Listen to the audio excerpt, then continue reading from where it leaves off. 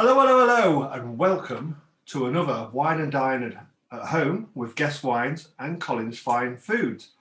I'm Kelvin Guest of Guest Wines, and welcome to National Vegetarian Week.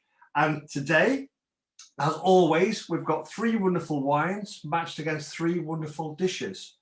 The dishes that we've got here, we've got three vegetarian and three that are vegan. All the wines, by the way, are vegan, and that means that there's been no animal products used in any of the processing of the wines. Usually animal products can be used in the processes of fining the wines and not actually in the wine itself, but in the process it can be there. However, in the wines that we have today, there is no animal products being used in any part of the process. Before we go on to talk about the actual wines and the dishes that we've got for you, I thought it might be a good time just to do a little bit of wine tasting, just so that we can all have a go ourselves at home, if you do want to.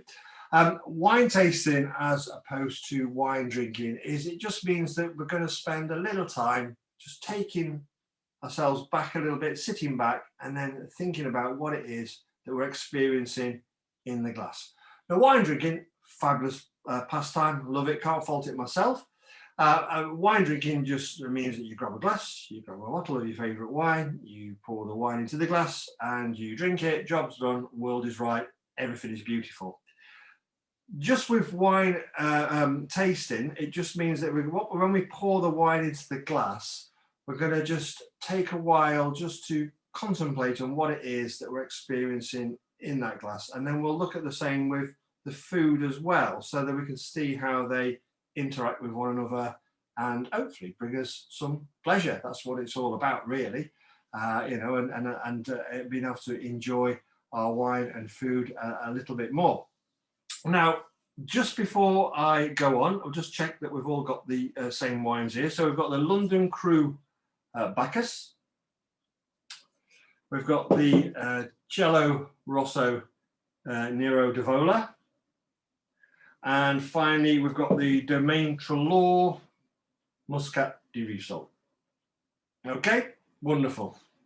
Okay, right. So to actually taste the wines, so what I would just suggest is just pour a little of the wine into your glass. Not too much. I tend to put it about here. This is not too dissimilar to where I'd pour a glass for drinking. And I do this because you want a good portion of the glass to contain air, and the air, once it's in the glass, it starts to interact with the wine and it releases these volatile compounds that are aromas and, when in the mouth, flavours. So now it's started to interact with air. And also we're going to do a bit of swirling, as you see. So if it's too full, it's just, you're going to spill your valuable wine. You don't want to do that. It wants to be drunk, not spilled. So when we do this, it's actually interacting with air and it's releasing some of those compounds. So hopefully the wine will then be a little bit more delicious to enjoy. But before we do that, the first stage of wine tasting is actually looking at the wine. The first thing you're doing is looking if it's in decent condition, it looks attractive. Now, most wines are made to be clear. There is some wines that go under the natural wines banner that are purposely made cloudy. However, most wines are not. Most wines are meant to be clear. And this is where often the fining process comes in. And this is where sometimes animal products are used, like milk products, gelatins, egg whites, that kind of thing, products from fish. But a lot of nowadays there are non-animal products, particularly like clays, that's used to do this. And the other way is just to allow the wine just to settle in the tank or the barrel, and then all the particles gradually float to the bottom. You then transfer the wine out of that tank or that barrel into a fresh one, leaving the deposit in the old tank or barrel. And you keep doing that until you get the wine as clear as you want it to be. So a lot of winemakers use that method as well.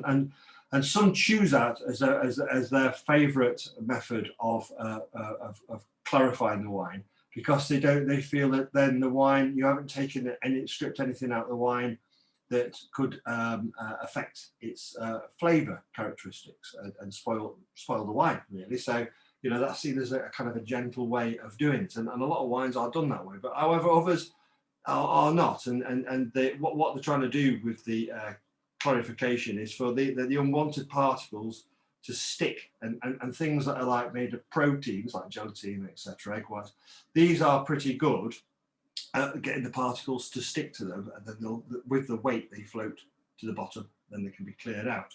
But just leaving it naturally can also have that effect. So anyway, this is nice and clear. It's looking good. It's what's deemed, I'd say, like a pale green, a lemon green sort of colour with wine. Wines can be different colours depending on the grape variety, how long they've been aged for, if they've been aged in oak or not, how long they've been in contact with the skins. Because what to make a white wine is that you get your grapes and then you squeeze the juice away from the skins and you ferment the juice. There is some white grape varieties that are fermented on the skins, and these are called orange wines. And but in this instance, this is a white wine where it's been removed from the skins. Now, sometimes, like I say, sometimes the producer may let the wine soak a little while with the skins, and this gives a bit of extra colour and extra flavours in there as well. But this is nice and clear, as we can see. And so, but looking at it doesn't mean there isn't a fault in the wine. And this is where we've got to really sniff it and taste it really. Now, general faults in wines can be things like cork. Cork doesn't mean there's just bits of cork floating in wine. That's annoying. And all I say to people is just get a strainer and put the wine through a strainer and just get all the bits of cork out. There you go, you've got your wine back. When it's corked, it means that there's a bacteria that sometimes lives under the bark of cork trees. And when it's mixed with certain chemicals in a winery, it forms a new compound that then when it gets into wood, particularly in this instance cork, it gives off a really musty, damp, fusty taste and smell to it, and it's just the wine's off. It won't hurt you. It won't hurt you, cause like harm, but it will just taste horrible. That's why there's other things that go wrong in fermentation that cause the wine to have off smells like blocked drains, rotten cabbages, all that sort of, again, things you just don't want in your wine. There's some natural wines because they don't use added sulfur. Now, all wines, by the way, have got sulfur in them. It's part of the actual fermentation process. But winemakers often choose to add sulfur to the wine. Now, it's in minuscule amounts, but what they do is they put it in, and it helps prevent the wine turning into vinegar, which you don't want, and it also kills off any unwanted bacteria in there as well. So winemakers nowadays tend to be very, very careful with the amount of sulfur they put in, and some choose not to add any into it, but it's still part of the process of wine making in there. Now, that's to keep it nice and fresh, is to keep it clean. But often, sometimes with a wine, like I say, you can't just tell by looking at it whether the wine is in good condition, and that's where we need to stick a nose in. And here, what we'll do is give it a swirl because it's allowing it to interact with the oxygen. You just stick it over it, give it a sniff. Now, if all you smell is wine, that's a good start. Don't worry, because when I first started going to wine tastings, people would be talking about all sorts of things, and I'd be like really kind of feeling quite troubled that I couldn't smell what they was getting. One, it's subjective, and two, it takes sometimes a little bit of practice to do it, because often the aromas that you're getting in a glass are out of context where you usually find them. Like somebody gives you an apple or a pear or a strawberry, whatever, because you're used to that through experience, your brain already can anticipate what that's going to smell and taste like through experience. But if you're smelling those fruits in a wine, your brain it throws your brain out a little bit because they're out of context from where you would expect them to be. However, excuse me, if those aromas are very, very prominent, then your brain will say, oh, well, that smells of strawberries, that smells of apples. But often they are quite subtle characteristics in the wine itself. So don't worry. It took me quite a bit of practice, and there's nothing wrong with practicing wine tasting, is there? All it just means you just got to keep buying wine and practice it, really. So give it a swirl, stick your nose in, and give it a sniff. Now, on this wine, it's got like a very clear citrus ting to it. There's a sort of lemon and lime going on in there. And with Bacchus is not that dissimilar, I find, to something like a Sauvignon Blanc. It's got that sort of similar profile. You can smell herbs in there. And the herbs I kind of smell are things like basil. And then there's a bit of maybe slight sort of green bell pepper going on in there, but not as intense as what you would find in a Sauvignon Blanc. And then there is like a sort of slightly floral side of maybe something like elderflowers as well, and then probably a little bit of sort of like a apple, green apple as well. So it smells very pleasant. But it doesn't mean because it's in good condition that you always like it. This always comes down to our personal taste. And then so it smells nice to me. It smells in condition. It smells like as a Bacchus should. And then so now I'm going to give it a taste. Now the difference between tasting the wine and then just drinking the wine, as you drink the wine, swallow it, brilliant, the world is right. To actually taste a wine, I'm going to do what I can describe. It's a bit like whistling backwards and then using a mouthwash. I'll do it first, then you have a go. It's a bit embarrassing. Don't put too much in at once because sometimes the alcohol can tickle the back of your throat. And if there's anybody sat opposite you, they might not appreciate the effects of that. So just be aware. Okay, so I'll pop it in my mouth and I'll show you.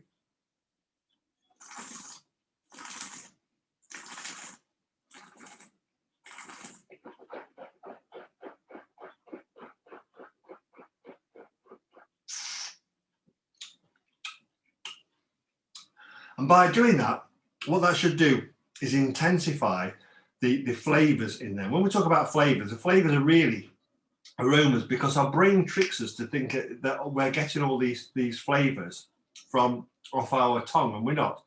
These flavors are all becoming because the wine is vaporizing and going up the back of our nose, and it's our nose that's doing the job here.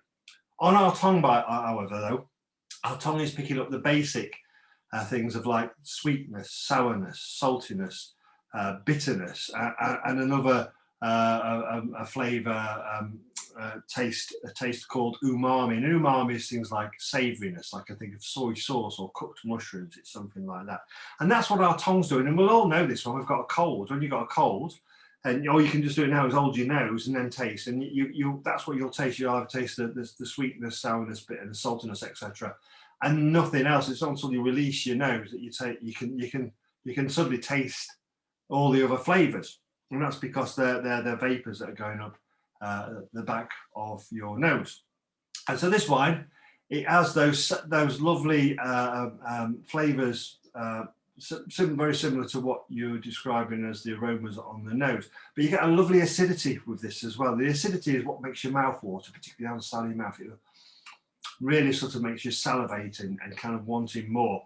But that salivation also brings forth those nice sort of fruits that are in there. They get that sort of crunchy apple.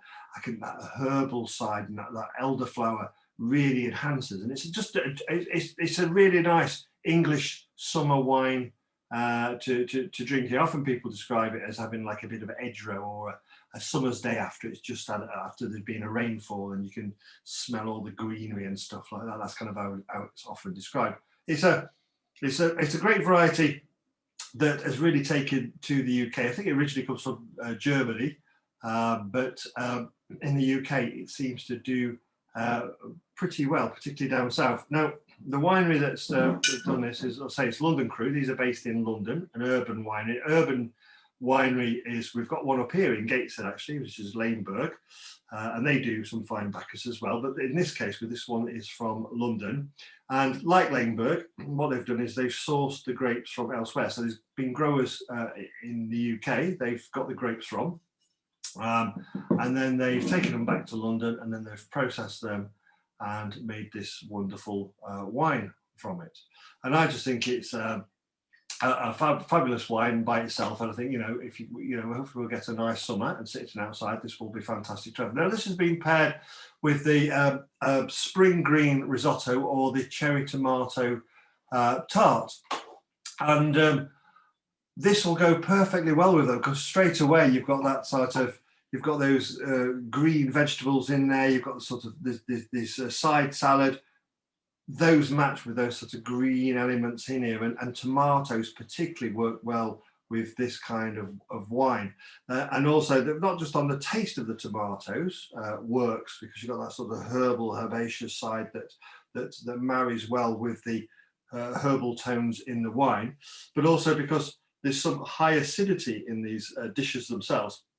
And a dish with high acidity needs a wine with decent acidity as well, because if you have a wine with lower acidity and a high acidity food, you'll tend to make your wine taste flat. So acid in the wine, acid in the food work really well. Now, it doesn't make everything really acidic, as you might think, oh, that'll just, everything will be so tart. It doesn't. It smooths and mellows everything out, so the wine will become more mellow, and hopefully it'll enhance the textural feeling of the food in your mouth. Also, the wine, because it's got keen acidity in there, this keen acidity will enable it to work pretty well with any fattiness in the food and just cleanse that fattiness away. So it refreshes your palate, ready for the next mouthful. So then once it's refreshed, you start again, you get all the nice aromas that come out of the food. It enhances the food's aromas. You get then some of the aromas in the wines, and these marry together, they complement one another, and then it cleans, and then you can start the process all again. And I think that's quite a nice pastime to be getting involved with.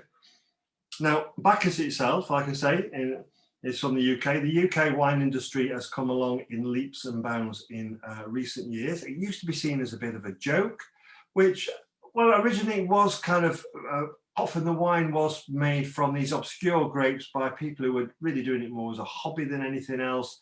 And the wines weren't always that well made. However, in about the last 20 or so years, maybe getting on towards 30 now, wines have been made in a far more serious manner by trained winemakers in better equipped wineries, with also a commercial view to selling the wines. And now we are making world-class wines that are getting people to sit up and pay attention, especially our sparkling wines, where our sparkling wines are beginning to get that good that even the French from Champagne, some of the big champagne houses like Taittinger, are getting involved in English wine making because they know how good it is becoming. And Bacchus is one of the grapes that are doing really well over here. If you want something a bit more familiar, Chardonnay is a very well-known grape variety, and that is also doing pretty well in England as well. It was originally brought over here to make sparkling wine with them, but because of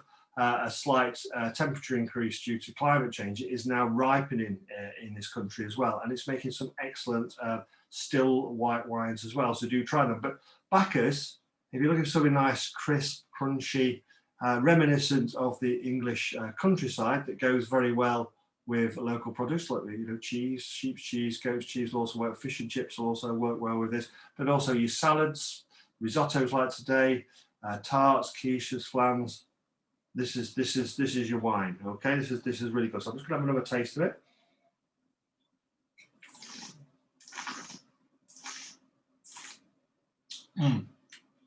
It's nice, fresh. You really get that herbal side that rides along your palate right to the finish. And there's just a slight touch of residual sugar in there. What the residual sugar is the grapes, when they're being converted into wine, is the yeast eat the sugar in the grapes and convert that to alcohol. But a winemaker may just stop by cooling the fermentation right towards the end, just to leave a tiny fraction of sugar that hasn't been converted into alcohol in there. And that balances nicely with the acidity. So you get this nice fresh acidity, and just on the end, you get this slight pinch of sweetness that balances it out nicely by itself. So that's very refreshing, very nice. So cheers and well done, London crew, for that. So moving on to our second wine, which is the Cielo Rosso Nero d'Avola. This is a red grape variety that has come to the fore from Sicily, Italy. And this is a small family-run domain out on the Isle of Sicily, and they've been making wine at this particular place for 10 years or more. It's all organic out there, what they do, their processes. And again, like I say, the wine is vegan, and that just means that no animal products are being used in anywhere along its production. The grape variety, Nero d'Avola, is a grape variety that's local to Sicily. It's been known over the years to just make these sort of nice, easygoing red wines, and it still does that, but the quality in these wines in the recent years has upped. It's got much better. The winemaking has got better, and you know, with that is the wines. But what's stayed relatively the same has been the price. It's still at a decent price in itself.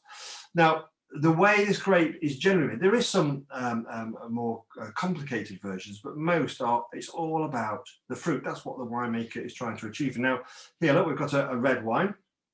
I've popped in the red wine glass. Don't worry if you're using the same glass or the same shape of glass. It doesn't really matter that much. There is some science about different glasses and there is some truth in it, but they are subtle. They are subtle. Believe you me, and really, overall, it's not going to affect your enjoyment. If a wine's good, it's good. Even if it's in a mug, if it's a good wine, it's going to be a good wine. So it doesn't really matter that much. So a red wine, as like your white wine, with a white wine, I explained that you get the grapes, you squeeze the juice, you ferment the actual juice. I did mention there is some whites where they ferment them on the skins, and you get what's called orange wines. And that's a clue to how red wines make, because if you get a red grape, most red grapes inside are white. So if you squeeze them off their skins and get the juice, you make white wine. And there is some white wines made from red grapes out there, particularly in sparkling wines. Now, to get the red is a bit like what you do to get the orange, is that you ferment the grapes on their skins, and this allows you to get the colour. There is flavours in there that you also get, but you also get a thing called tannins, and this tannins are the things that can dry your mouth and make your lips want to stick to your teeth, and that sometimes put people off red wines. You know, some people say, I don't drink wines. It's probably because I went around somebody's house, they gave them a goldfish bowl, they filled it up to the rim with red wine that was probably at the wrong temperature, because most red wines, when it says serve at room temperature, it means about 16 to 18 degrees, and most of our homes are subtropical, so the wines tend to be that as well, so they need cooling down a bit. And there's nothing wrong with chilling a red wine. The only time I don't chill a red wine is when it's a very structured, bold tannic wines, because the tannins, those dry, that make your mouth dry, will be enhanced by the cold, and it will be like tasting a cold stewed cup of tea. You just taste that dry bitterness. But with wines, red wines that are light and fruity and the tannins are reasonably low, there's nothing wrong with just chilling a bit. Not as cold as a white wine, but just having a little bit of chill. And this Nero d'Avola here, you could have this a little bit chilled, maybe 20 minutes in the fridge. That will be nice, long enough to enhance that nice fruity. Because again, it's all about the fruit that we've got in here. So to make like I said, to make the red wines, you get them on the skins. You get the tannins in there, and I say that people who've been put off it, you've been to a party, you've had to, it's just dried your mouth out, and you thought, why would anybody enjoy a wine with this much dryness to it? Now, wines with that much tannin need food, really, because the tannins with food work really well, and you don't get that real bitter astringency as you would just drinking it on its own. Now, different tastes. I like builder's tea, so I don't mind a bit of that astringency. I quite enjoy some of it. But there is some wines that are tough going on their own, and I like to have food with them. Now, with tannins, generally, because they're a protein, they do work with other proteins like food, like meats, cheeses, pulses, etc. But also a little bit of salt, just a bit of saltiness that's in the food will soften those tannins out, and you'll get more of a textural experience from it. So looking at this wine, it's got a nice red, which is called ruby. It's got a nice, I would say, looking down on it, it's sort of a medium ruby. It's not totally dark. Sometimes wines can be purple in colour or very light, almost translucent in their appearance. It depends on how long they've stayed on how long the winemaker after fermentation has kept them on the skins, the type of grape variety they are, how the winemakers made the wine, and how much they've mashed up the grape skins in with the actual juice in the vat, or that they've tended to try and put all the grapes in as what's called whole bunches, to just pick the bunches and put them in and try to do it as gently as possible. All these things affect the colour of the wine. So this one is a nice ruby. I'm giving it a swirl, allow it to get into interact with oxygen. Red wines generally need a bit more time with oxygen, so it's not a bad thing to decant them And decanting them doesn't mean to have to be a posh decanting device. You can just put them in a jug. As long as it's open to the air and you can breathe, that'd be great.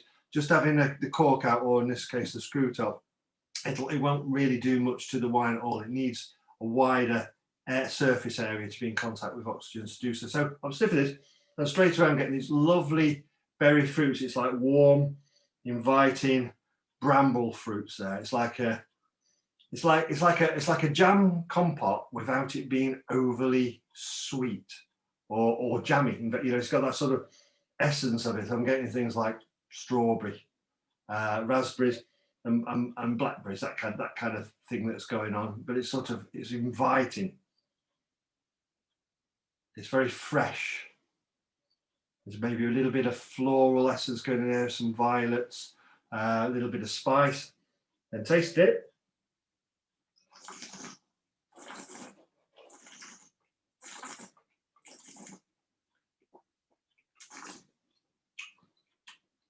There's a lovely freshness. The tannins are there, but they're just fine.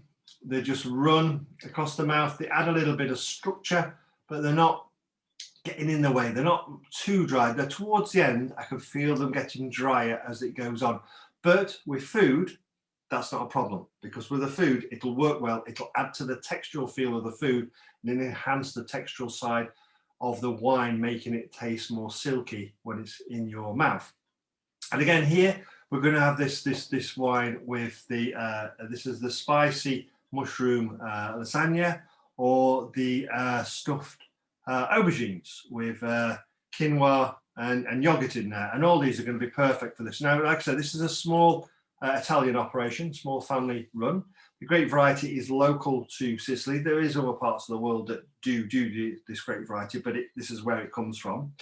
It's made to have this lovely, nice fruitiness to go with it, which I think is wonderful.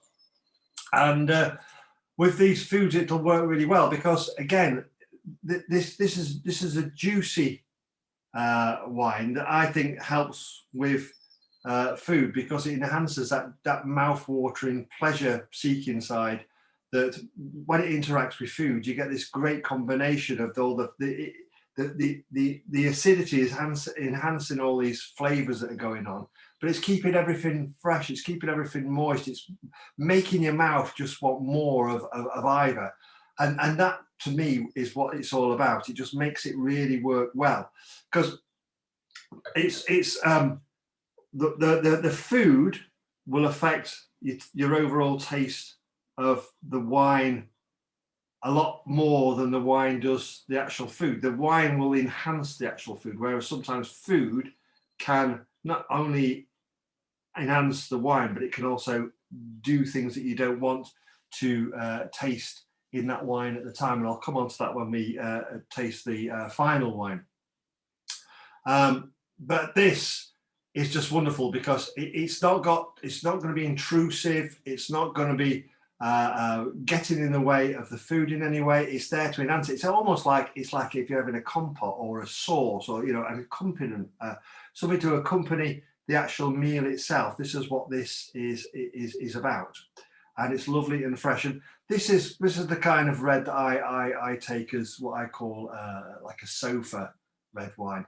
You don't always need food with this. You can pop this in the fridge for 20 minutes. You can have it slightly chilled. You can put on the television. You can watch whatever program you're watching. Put your box set on or whatever, and enjoy it just for what it is. It's just got that little bit of dryness. Now you could just have some snacks with this, and it'd work really well. The saltiness in some snacks will just curve that tannin a little bit more. But on its own, it's fabulous. But with these dishes, it will work really, really well because it is about enhancing those flavors in the food and complementing it by adding this nice sort of bramble essence to the dishes as well, which I think will work down a real treat. And then just having another taste.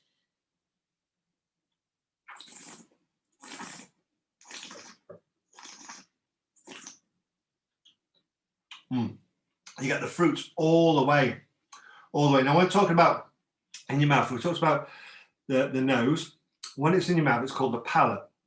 And the palate can be split into 3 bits. You can do it. And this is called the approach, the mid palate, and the finish. The approach is when you initially put the wine in your mouth, your initial boom, what you taste. And this wine is all the fruit. You get boom, you get a blast of fruit, and also on your tongue's recognizing there's this acidity going on, your mouth is watering. Mid palate is where there could be, this is seconds, milliseconds of what's going on in your mouth and what your brain is picking up. And here, the wine may change, it may develop, you may get other things that you didn't identify on the nose, that suddenly, because it's more warm in your mouth, it's going into vapor, it might enhance certain things that you didn't quite get on the nose. It could also, in some wines that are not so good, flavors that tend to disappear in the middle and it gets a bit hollow. And this is why sometimes, like things like in Bordeaux with Cabernet Sauvignon, because it's a grape variety that takes a lot of sunshine, it's a late ripening grape, it takes a lot of sunshine to ripen properly, that sometimes in the middle it can be a bit hollow. So they blend it in with other grape varieties like Merlot and Cabernet Franc, and that kind of levels it all out. So in the middle, you might get additional things going on, or in some wines, things might fade a little bit. But then on the finish is when you swallowed the wine, and then you taste it. And if there's something nice still to taste, the longer that goes on, the longer the finish, then the more well-crafted the wine is, because the winemaker has got this wine that travels all the way through on its journey and continues in your mouth. So that after you've swallowed it, you're like, and you've got this really nice taste. And so obviously then you reach for the glass and you want a bit more of it. And that's what the job of it is all about. Okay, so finally, we're moving on to our third and final wine, which is the Domaine Trelaw Rivesaltes. This is made from a grape variety called Muscat. Muscat, there's various variants of it, but they all have something in common, and that's that they tend to be spicy. They tend to have lovely fruits in there, and they can be made in dry styles and sweet styles. This one is a sweet style, and it will be made to go with your dessert dish, which is, let me tell you what it is. We've got the roasted apricots with almond ricotta, because this is the vegan one, so it's a vegan ricotta that we've got in there, or the strawberry and rhubarb custard tart. Both sound absolutely delicious.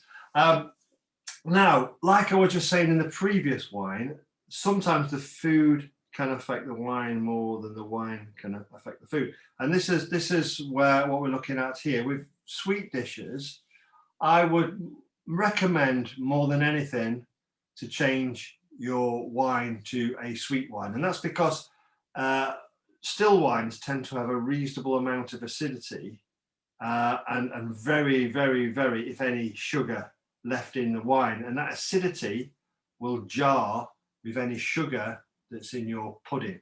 And suddenly that wonderful wine that you was drinking all evening suddenly will taste very, very sharp and suddenly, wow, what is happening to this wine? And that's because it's conflicting with the sugar in there.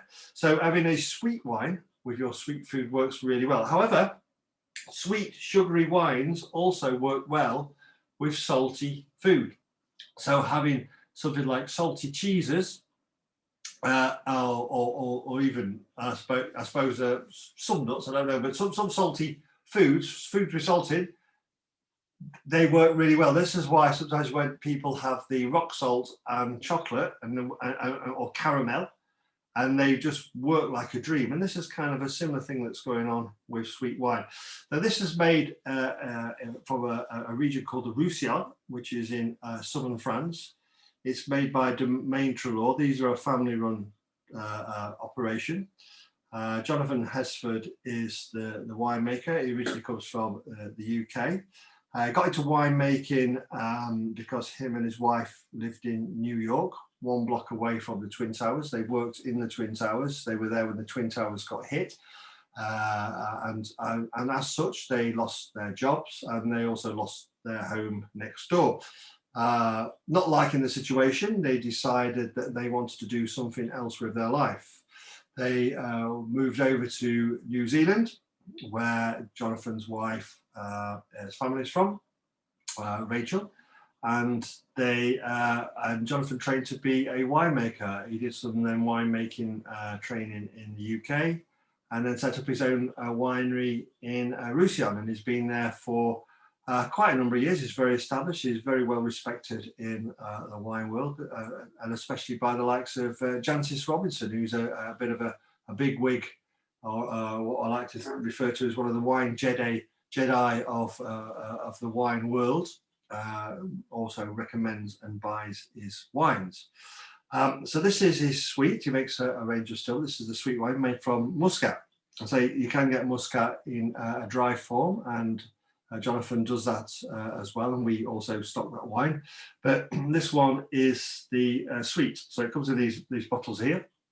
It's got something like 105 grams of residual sugar in here, I believe. Whereas say like a dry wine, so one of these, what we just had before, is usually between 1 to 5 grams of sugar. That's classed as a dry wine. Anything over there, then we start to go to different sweetness levels. But this is a truly sweet wine. Sweet wines can go much further than this. We can go into the 400s or more grams of sugar. So this one is a bit more on the tamer side of a dessert wine.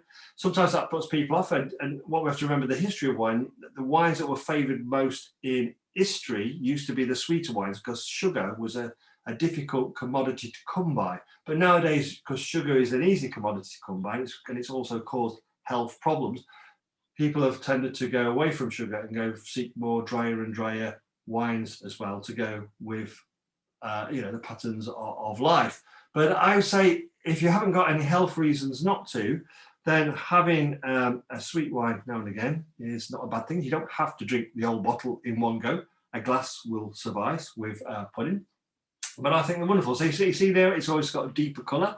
This is time that it's had a little bit of time on the skins. And this is because this is before fermentation. This is to allow extraction of some of those lovely flavours that the grape has, and a little bit of colour. Give it a smell. And then straight away, my nose is getting hit by citrus, orange peel, floral side, muscat. There's that muscaty, floral, spicy, white flowers. Maybe sort of even something like a bit of violets going on in there. And then taste it.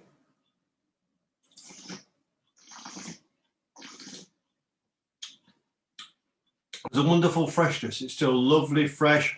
There's a lemon zest zing through there. Maybe a bit of more of that orange peel coming through. But there's a nice coating. It's thicker. It's denser. There's a more generosity to the actual body itself, but the acidity zings it away, so you're not left with like a sticky mouth. It's not sort of cloying anyway. It's got a nice fresh appeal to it. Now this wine also is what's classed as a fortified wine, and that means that along the way, as the wine's being made, that it's as the fermentation's gone on, and I say the fermentation, the yeast are eating the sugar, converted that to alcohol. Then when it's reached a certain amount, I think it's probably about 10% alcohol, something like that in here, that it's been fortified with spirit, and the spirit's then brought this up to 15 or 15.5%. So look, sorry, what it is exactly. It is, oh, I've got my glasses on now. I think it's about 15% alcohol, and that's just to bring up this level. It adds to a bit more body, adds to a little bit of warmth to it. It enhances those lovely spicy muscat aromas and flavors in there as well, and it just makes for this lovely wine that's fresh and warming at the same time. Now, just going back to it, as it starts to open up even more, you get more of that sort of citrus peel, floral sort of essence going on in there. Oh, it's just absolutely lovely.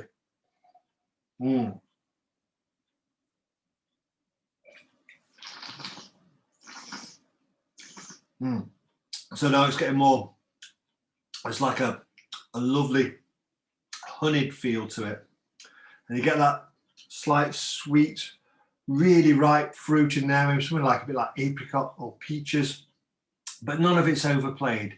Now it needs to be chilled a little bit, not over chilled, because you don't want to mask all these wonderful flavours that are going on and aromas that you're getting on the nose, but just enough to give it that nice cooling effect. It enhances that the acidity in there, and it'll work really well with the pud. Now with the pud, you see, again, you're getting that side where you're going for the sweetness and the sweetness, but you're getting lots of nice fruit in here that then complement the fruit in the puddings.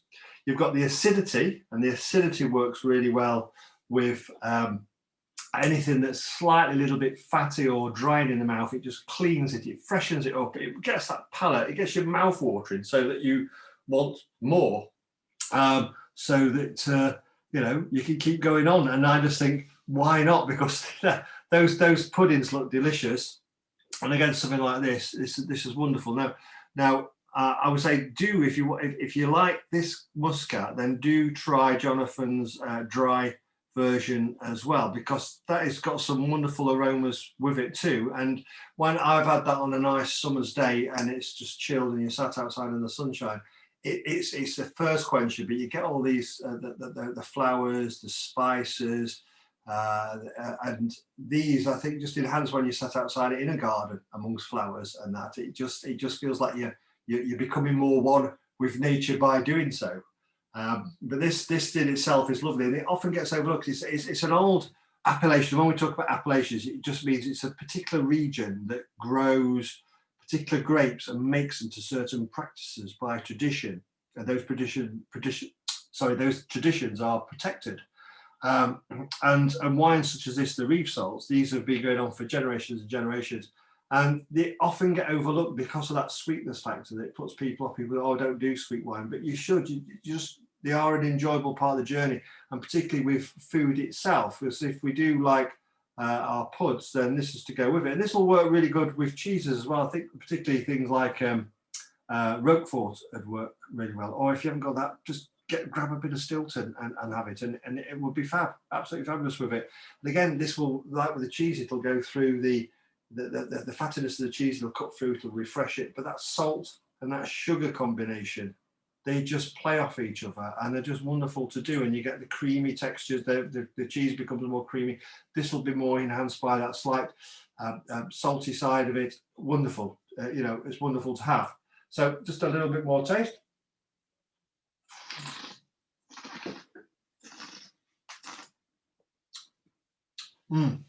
Again, it's just a mouthful, an explosion of flavors going on in there.